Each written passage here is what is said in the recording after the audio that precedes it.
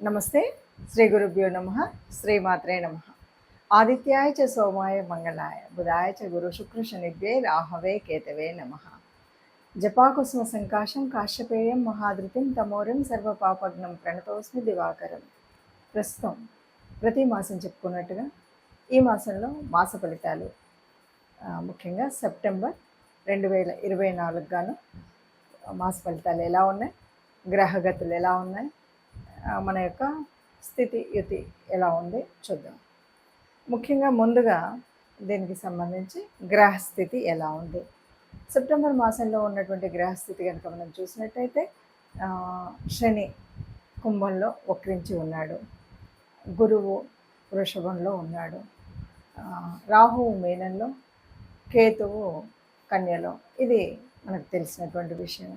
ఇక మిగతా గ్రహాలు కనుక చూసినట్టయితే మిథునంలో కుజుడు ఉన్నాడు, కర్కాటకంలో చంద్రుడు దాదాపుగా కర్కాటకంలో మొదలై ప్రతి 2.5 రోజులకి చొప్పున మారుతూ మళ్ళీ మిథునం వరకు ఈ నెలంతా తిరుగుతాడు. ఇక అదేవిధంగా కర్కాటకంలో బుధుడు, ఈ బుధుడు 5 వరకు కర్కాటకంలో ఉండి ఆ తదుపరి మరి సింహంలోకి వెళ్ళి అక్కడి నుండి 23వ తారీఖు మళ్ళీ కన్యలోకి మారడం అనేది బుధుడి యొక్క స్థితి కనిపిస్తుంది. ఇక రవిని కనుక చూసినట్టయితే రవి తన స్వస్థానమైనటువంటి సింహంలో 17 వరకు ఉంటాడు, ఆ తదుపరి కన్యలోకి వెళతాడు. ఇక కన్యారాశిలో అప్పటికే ఉన్నటువంటి కేతువుతో పాటు శుక్రుడు ఉంటాడు. అయితే శుక్రుడు గురించి ఇక్కడ శుక్రుడికి ఇది నీచ స్థానం. నీచంలో శుక్రుడు ఉండడమే కాకుండా ఇంకా శుక్రుడు 19కి తన స్వస్థానంలోకి తులలోకి వెళ్ళడం. ఇది మనకు కనిపించేటువంటి గ్రహస్థితి సెప్టెంబర్ మాసం గాను. ఇప్పుడు మనం చూస్తున్నటువంటి గ్రహస్థితిని కనుక చూస్తే కొన్ని ప్రత్యేకమైనటువంటి స్థితులు మనకు కనిపిస్తున్నాయి. ఏమిటి అంటే, ఒకటి, రవి తన స్వస్థానంలో ఉండడం. మనం ఏదైనా సరే కొన్ని గ్రహాలు కొన్నిసార్లు తమ స్వస్థానంలో ఉండి ఇచ్చేప్పుడు కొన్ని ఫలితాలు చాలా శుభ అశుభ డిపెండ్స్ అపాన్ మన యొక్క జాతకాన్ని బట్టి ఉంటాయి. అయితే రవి తన స్వస్థానంలో ఎక్కడి వరకు, ఈ నెల 10 అంటే సెప్టెంబర్ 17 వరకు ఉంటున్నాడు కదా. ఈ కాలంలో ఎవరికైనా సరే ముఖ్యంగా అంటే బాగా అనారోగ్యంగా ఉన్నారు, లేకపోతే చాలా ఊబకాయంలో ఉన్నారు, ఇలాంటి వాళ్ళు ఎవరైనా ఉంటారు కదా, వాళ్ళు తమ శరీరం కోసం, తమ ఆరోగ్యం కోసం ఏదైనా ప్రత్యేకించి వాళ్ళు చేసేటువంటి నియమాలు కానీ, వారు పాటించేటువంటి ఆహార నియమాలు ఇవన్నీ ఏవైతే ఉన్నాయో ఇవి 100% సక్సెస్ అవ్వడానికి ఒక పునాదిగా ఉంటాయి. అంటే రవి తన స్వస్థానంలో ఉన్నప్పుడు మనం మన ఆరోగ్య విషయంలో ఎప్పుడో దీర్ఘకాలిక రోగాలు ఏవైనా ఉన్నప్పుడు వాటిని తగ్గించుకోవడం కోసం చేసేటువంటి ప్రయత్నాలు ఏవైతే ఉన్నాయో అవి పూర్తిగా సఫలీకృతం అయ్యేటువంటి పరిస్థితి ఉంది. అంటే ఈ 17వ తారీఖు వరకు ఏ రాశి వారైనా, 12 రాశుల్లో ఎవరైనా సరే ఆరోగ్య పరిస్థితి మెరుగుపరుచుకోవడం కోసం చేసుకోవాల్సినటువంటిది ఏదైనా, అంటే మనం ఒక జిమ్ సెంటర్లో జాయిన్ అవుతామా, వాకింగ్ చేస్తామా, లేకపోతే ఆరోగ్య నియమాలు పాటిస్తామా, నేచర్ క్యూర్లో జాయిన్ అవుతాం, మన ఇష్టం. కానీ ఈ అనారోగ్యం నుండి ఆరోగ్యంలోకి రావడానికి ఒక పునాది అయితే ఉండేటువంటి పరిస్థితి, చక్కటి అవకాశం అనమాట. అందుకని దీన్ని అందరూ వినియోగించుకోవడానికి మంచి సానుకూల పరిస్థితి. ఇక రెండవది, మరి శుక్రుడు సహజంగా ఉన్నటువంటి 6వ స్థానంలో ఉన్నాడు. సహజ భవచక్రంలో కనుక చూస్తే, సహజ భవచక్రంలో 6వ స్థానము అంటే ఇది చాలా వరకు అప్పుల స్థానం కదా, రుణస్థానం, రుణ రోగ శత్రు స్థానం కదా. అక్కడ శుక్రుడు ఉన్నాడు. ఎట్లా ఉన్నాడు? నీచపడి ఉన్నాడు. నీచపడి ఉండడం వల్ల కొంచెం అందరూ, ఏ గ్రహం వాళ్ళు, ఏ రాశి వాళ్ళైనా, ఏ స్థలంలో ఉన్నా అందరూ చేయవలసింది ఏంటంటే, ఎవరికైనా సరే అప్పులు ఇచ్చేటప్పుడు, తీసుకునేటప్పుడు, ఇలాంటప్పుడు కొంచెం జాగ్రత్తగా లేకపోతే కనుక ఫైనాన్షియల్గా ఇబ్బందులు పడేటువంటి అవకాశం ఉంటుంది. కాబట్టి ఇది ముందు జాగ్రత్తగా మనం తీసుకోవాల్సినటువంటి ఒక నియమం. తదుపరి రాశి మకర రాశి. మకర రాశి వారికి 2024 సెప్టెంబర్లో ఎలా ఉంటుంది అంటే, ద్వితీయంలో వక్రించిన శని మూలంగా బాగానే ఉంటుంది అని చెప్పొచ్చు. ఎందుకంటే రాష్ట్రాధిపతి 1, 2 వక్రించి ఉన్నాడు కాబట్టి తను ఇంతకుముందు ఇవ్వనటువంటి ఫలితాలు ఇస్తాడు అన్నది మనం చెప్తూనే ఉన్నాం. కానీ ఏ, 3వ స్థానంలో ఉన్న రాహువు వల్ల కమ్యూనికేషన్ బాగా డెవలప్ అవుతుంది. ఎంతంటే అంత మనం మాట్లాడుతున్నది కూడా అది చాలా వరకు ఏదైనా ఇప్పుడు మనం ఒక పబ్లిసిటీ చేయాలనుకునేటువంటి వాళ్ళు, వాళ్ళ పేరు ప్రఖ్యాతులు బాగా బయటికి రావాలనుకునేటువంటి వాళ్ళకి ఇది చక్కటి అవకాశం కింద చెప్పొచ్చు. ఇక ఈ రాశి వారికి ముఖ్యంగా పంచమ స్థానంలో ఉన్నటువంటి గురువు మూలంగా మంచి అంటే వారి సంతానానికి అన్ని రకాలుగా అభివృద్ధి చెందుతుంది. సంతాన రీత్యా వారి చదువు కానీ, ఉద్యోగం కానీ, వారి ఆరోగ్య పరిస్థితి కానీ అన్నీ కూడా మెరుగుపడే విధంగా ఉంటాయి. కాకపోతే 6లో ఉన్నటువంటి కుజుడు మూలంగా కొద్దిగా దెబ్బలు తగిలించుకోవడం, లేకపోతే ఏదో రకమైన అనారోగ్యానికి కొంత నాంది కుజుడు అవుతాడు. కాబట్టి ఈ విషయంలో కొద్దిగా జాగ్రత్తగా ఉన్నట్టయితే బాగుంటుంది. తదుపరి ఇక్కడ 7లో రవి ఉన్నాడు. సప్తమంలో రవి ఉన్నప్పుడు కూడా కొద్దిగా అటు ఇటుగా ఇబ్బందులు, పెళ్ళిళ్ళు ఇలాంటివి చేసుకోవాలనుకునేటువంటి వాళ్ళు, సంబంధాలు కుదుర్చుకునేటువంటి వారికి కొద్దిగా అంత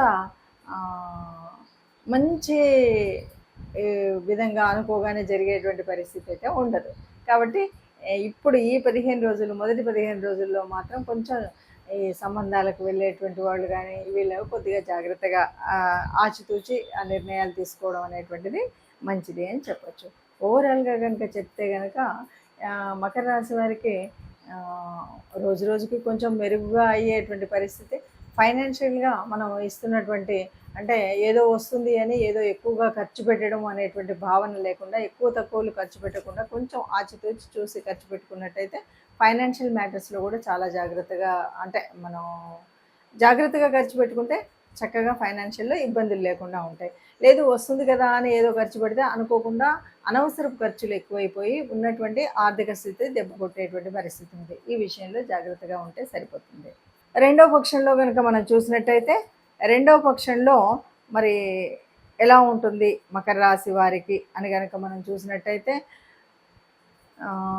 9వ స్థానంలో ఇంతకుముందు మొదటి పక్షంలో ఉన్నటువంటి శుక్రుడు, నీచపడిన శుక్రుడు 10వ స్థానంలోకి వెళుతున్నాడు. దీనివల్ల ఏమన్నా మార్పు చేర్పు ఉందా? మిగతా గ్రహాలన్నీ అక్కడ బాగానే ఉన్నాయి కదా, ఏదైనా మార్పు చేర్పు ఉందా అంటే కొన్ని మార్పులు ఉన్నాయి. ఏంటంటే రెండవ పక్షంలో రవి 7వ స్థానం నుండి 8కి వెళ్తున్నాడు. కాబట్టి ఇక్కడ వివాహాలు కానీ ఇంకా కుటుంబంలో ఉండేటువంటి భార్యాభర్తల సంబంధం కానీ అన్నీ బాగుంటాయి. ఇక్కడ ఏ ఇబ్బంది లేదు. అంటే ఇప్పుడు వివాహాల కోసం ప్రయత్నం చేసేవాళ్ళు చేసుకోవచ్చు. ఇక తదుపరి శుక్రుడు తన స్వస్థానంలోకి వెళుతున్నాడు. అంటే 9వ స్థానంలోకి శుక్రుడు వెళ్తున్నాడు. అందువల్ల ఈ మకర రాశి వారికి ఉండేటువంటి అసలు సిసలైనటువంటి ఏదైతే ఆధ్యాత్మిక చింతన ఉంటుందో అది అభివృద్ధి చెందేలాగా ఉంటుంది. ఈ ఆధ్యాత్మిక కార్యక్రమాలు చేసేటువంటి వాళ్ళు కూడా అంగరంగ వైభవంగా చేస్తారనమాట. అంటే శుక్రుడు యొక్క తత్వంతో అంగరంగ వైభవంగా ఆధ్యాత్మిక కార్యక్రమాలు, భక్తి కార్యక్రమాలు చేస్తూ ఓవరాల్గా చెప్పాలంటే మొదటి పక్షం కంటే రెండవ పక్షంలో చాలా ఉన్నతంగా ఉండేటువంటి పరిస్థితి మకర రాశి వారికి ఉంటుంది అని చెప్పచ్చు. మనం జాతకము లేకపోతే ఇప్పుడు గోచారం చూసుకున్నప్పుడు గోచారంలో కొన్ని అనిపిస్తూ ఉంటుంది. ఎలాగంటే కొన్ని కలిసినట్టున్నాయి, కొన్ని కలవలేదు అని. ఇక్కడ 2 విధాలు. గోచారం చూసుకునేటప్పుడు మనం రాశి నుండి చూసుకోవడం, లగ్నం నుండి చూసుకోవడం. మీరు ఒక్కసారి లగ్నం నుండి అలాగే రాశి నుండి 2 చెక్ చేసుకోండి. మీకు అప్పుడు కొద్దిగా దగ్గరగా ఉన్నట్టుగా ఉంటుంది ఒకటి. ఇక రెండవది ఏది ఏమన్నా సరే గోచార రీత్యా అంటే కొన్ని కోట్ల మంది ఉండేటువంటి ఇందులో ఇది సహజంగా మనకే వర్తిస్తుందా అంటే చెప్పడము అంత సులభమైనటువంటిది కాదు. ఎందుకంటే కేవలం గోచార రీత్యా మనం చేసేటువంటి ఫలితాలు కేవలం 30-40 మధ్యలో ఉంటాయి. యాక్యురేట్గా కావాలి అని అనుకున్నప్పుడు తప్పనిసరిగా మనం చేయవలసింది ఏమిటి అంటే జన్మజాతకాన్ని చూపెట్టుకోవడమే. మన దగ్గరలో ఉన్నటువంటి ఎవరైనా సరే మంచి నిష్ణాతులు ఎవరున్నా సరే పండితుల దగ్గరికి వెళ్ళి జ్యోతిష శాస్త్ర రీత్యా ఉండేటువంటి మీ జన్మజాతకంలో మీకున్నటువంటి గ్రహస్థితులు, యుతులు, దృష్టిలో నడుస్తున్నటువంటి దశ, అంతర్దశ వీటన్నిటిని దృష్టిలో పెట్టుకొని చెప్పేటువంటిది జ్యోతిషం. కాబట్టి జ్యోతిషం లేదు అంటే ఒకటి ఇక్కడ ఎంతవరకు మనం చెప్తున్నాం అంటే ముందు జరగబోయేది జరుగుతున్నది. ఇప్పుడు మనం చెప్పుకున్నాం. ఇప్పుడు ఉన్నటువంటి రవి కానీ శుక్రుడు కానీ స్థితి వల్ల. ఇది ఎందుకు అంటే మనకు మార్గదర్శనం చేయడం కోసమే. జ్యోతిష్యం ఎప్పుడు కూడా మీకు ఇలా రాబోయేదాన్ని మనం సవరించుకోవాలి, దాన్ని సర్దుకోవాలి, లేకపోతే దానికి అనుగుణంగా మనం ఉండాలి అని చెప్పేటువంటి పరిస్థితే. కాబట్టి దీన్ని మనం దృష్టిలో పెట్టుకోవాలి. ఇక రెమెడీస్ ఏదైనా సరే, రెమెడీస్ అంటే మనకు ప్రతిసారి మారుతున్నటువంటి వాటిలలో ముఖ్యంగా ఇప్పుడు ఉన్నటువంటి స్థితిలో అంటే నీచపడినటువంటి శుక్రుడు ఉండడం ఒకటి, తదుపరి రవి మంచి స్థానంలో ఉన్నాడు. కానీ మీ గ్రహాల్లో మీ జాతకంలో ఉన్నటువంటి వాటిని బట్టి కూడా మనం చేసుకోవాల్సింది ఏంటంటే, ముఖ్యంగా శ్రావణ మాసం అనగానే శ్రావణ మాసంలో లక్ష్మీదేవి ప్రార్థన ఎక్కువగా ఉంటుంది. ఎటు చూసినా శ్రావణం దాటగానే మనకు వచ్చేటువంటిది సెప్టెంబర్లో ఏమవుతుంది, శ్రావణం చివరి నుండి వచ్చేసరికి మనకి భాద్రపదం వస్తుంది. భాద్రపదంలో మనం విఘ్నేశ్వరుడిని తలుస్తాం. కాబట్టి ఇక్కడ మనం ఒక పని చేయాల్సింది ఏంటంటే, ఏ పని చేద్దాం అనుకున్నా విఘ్నేశ్వరుడిని తలవకుండా మీరు ఏ పని చేయొద్దు. మొదటిది విఘ్నేశ్వర ప్రార్థనతో మొదలు పెట్టడం. అంటే విఘ్నేశ్వరుడిని తలుచుకొని మనసులోనైనా మనకు వస్తే శ్లోకం చదువుకుంటాను, లేకపోతే చేతులెత్తి 2 చేతులతో దండం పెట్టి స్వామి నువ్వే ఉన్నావయ్యా అని దండం పెట్టడమే.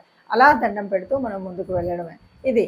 ఇక రెండవది, వీలైనంత వరకు గోశాలకు వెళ్ళడమా, గోగ్రాసం ఇవ్వడమా, ఇది మన గోసేవ చేయడమా, ఈ మూడిట్లలో ఏది మీకు వీలవుతే, ఏది సులభమవుతే, ఏది అనువుగా ఉంటే దాన్ని చేయొచ్చు. గోమాతకి గోగ్రాసం తినిపించడం, గోశాలకు వెళ్ళి ఆ గోమాతని ప్రార్థించడము, అలాగే సేవ చేయడం. గోశాలలో సేవ చేయడం అనేటువంటిది అంత ఉత్తమమైంది ఇంకొకటి లేదు.